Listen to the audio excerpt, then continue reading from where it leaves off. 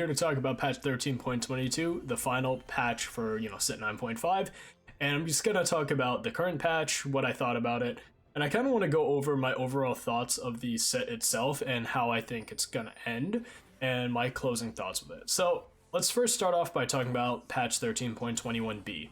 So it's no doubt that it was not a fun set. We had a million players running Earth, we only had Slayers, Mord, we had some people flexing Azir, and then that was it, right? Ionia Vanquishers was pretty bad, and there really wasn't much diversity in this comp. You kind of just ran Slayer's Mord, Noxus Mord, or 9 Demacia, and it was kind of boring, right? The patch didn't really feel too good, and I was hoping to see some nerfs to Mord or Slayers, but none. I'll just spoil it ahead of time. I'm really done with this set. It was very unbalanced, and I wasn't having fun with it. So, let me just say, what I expect to be buffed didn't happen.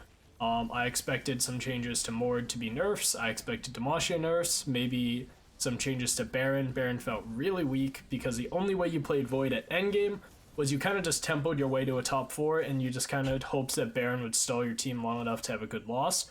Or you would go multicasters and have Rift Herald be your tank, but that was kind of all there was to Void. I was kind of hoping a little change to maybe nerfing Rift Herald and buffing Baron. Baron felt really bad. He would kind of like spawn in and die. I don't know. We also had some expected like challenges with what was it called? Sorks. Sorks was really annoying. Just unlimited shielding. I'm glad they nerfed Silco, but I really think the root of the problem is Taric, not Silco. So I don't think they actually hit the mark on this patch. So let me just go over the patch quick. Portals, Scuttle Puddles re-enabled, really good change. Holy crap, did I miss Scuttle Puddles. Trades, Bilge Water buff. I think this is okay just because it's 3 Bilge. At endgame, it's really where it matters.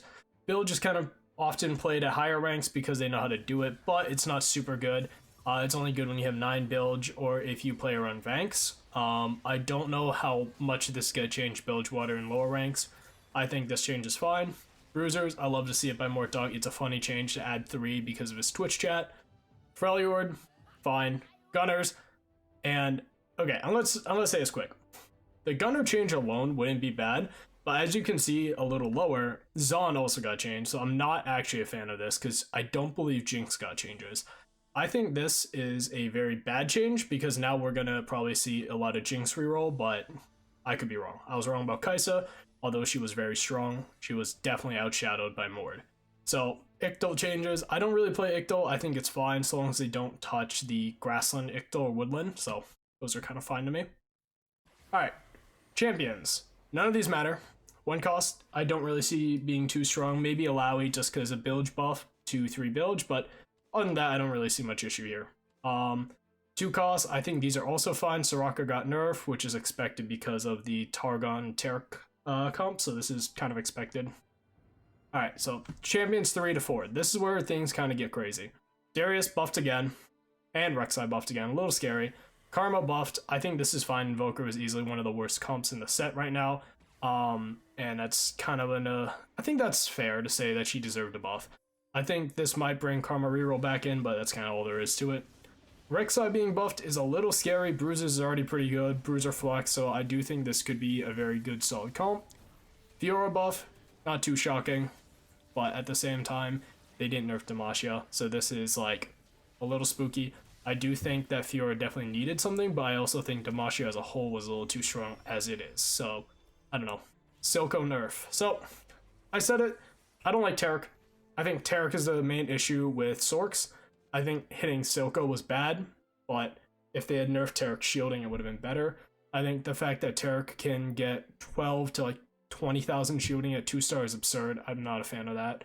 So I do think they kind of missed the ball in this. Ahri buff. This basically just means that people are just going to play Silco and try to just find 1 Ahri and that's it. That's all there is to it. So ignoring the other 5 costs, I don't really see any changes to this, or this. And then bug fixes. So, alright, that's all the changes. So now I kind of want to talk about meta predictions, and then after that I want to just talk about how the set is as a whole and all that. So, boom. Alright, so let's talk about meta. So, I do think that the meta won't change. I think Demacia Slayers is going to be even better now that Fiora is better. I think that change was kind of targeted towards challengers, but it's more just going to help Mord. I think Mord is still going to be the number one, especially with no nerfs to him or Slayers. I doubt they're going to be patched. Set 10 is live in PvE, and they're going to focus on that, and to be honest, so will I. I think that this is going to be the same meta as before, but with some more, diversity. We're probably going to see more Karma. We're going to see, like, Invoker reroll Karma carry. We're going to see maybe, Ionia's come back, but I don't really see it. Ionis felt really weak unless you had two spats with Prismatic Earth Start, so I don't really see that. I do see Bruiser reroll and Bruiser like flex with Azir or Mord carry in the back being more popular now. It's pretty good. You have Vi buff, you have Rek'Sai buff, so I do see that kind of being better. I don't know about Bilge. I feel like Bilge will be okay, but I don't know about, unless you get two spats, you're not really going to go 9 Bilge. 3 Bilge might be a good early game, but that's kind of all there is to it. Sorks, unchanged. They didn't touch Derek. I think Silco really wasn't going to be a damage dealer anyways. He's gotten there for chip damage, and eventually he, whittles him down. So, because they missed Derek, they're going to miss, that. So, I don't think that many changes are going to happen. Shrima will still be good. Mord Noxus or Mord Slayer, Mord Demacia are still going to be overpowered. So, that's kind of all there is to balance. I do think you can still go, like, all those columns. Void will still be the same. It's pretty good if you get, a really good early, like, tempo, but at endgame it's gonna be bad, so. Alright, I want to talk about how I see this set now. I'm just gonna say it. I've said it a million times. I don't like this set. This set was unbalanced as all heck. I do think that there were a lot of goods and bads to this set, but I kind of see this more as a experimental learning curve. So, what do I mean by that? Legends. Legends in concept was a good idea, and it could have been really good, but they gave them too many good augments. I think if you had done one augment per legend, and it randomly appears eventually, that would have been fine, but the augment itself should not be too powerful. No level up. Toma traits is fine. Let me think. What else is there? Pandora's is okay, but it's like a guaranteed one augment in one of the stages, like hero augments were, right? I think that would have been okay. I don't know about, giving them 3 guaranteed. That's a little crazy. So if they had done that with Legends, I think that would have been better. Now let's talk about the next thing, portals. I love portals. I hated the old carousel. It was a click battle, whoever got the bow first, or the tier, or the glove, I don't know, like, it depended on meta.